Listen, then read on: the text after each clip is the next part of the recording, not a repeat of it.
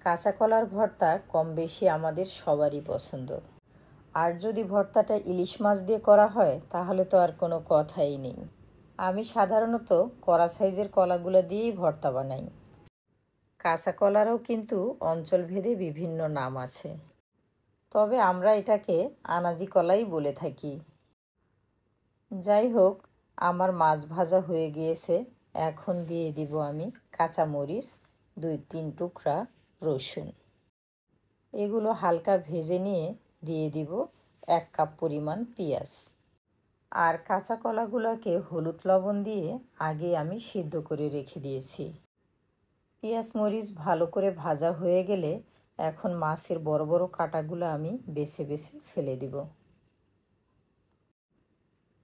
এখন সিদ্ধ করা কলার টুকরাগুলো দিয়ে আর 2-3 মিনিট ভাজা ভাজা করে নেব।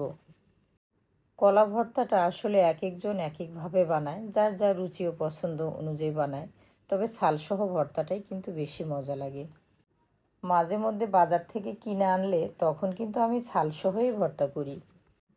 চুলায় ম্যাশ করার পর ভালো করে মিহি করার জন্য শিলপাটায় বেটে নিয়ে হয়ে গেল আমার কলা ভর্তা।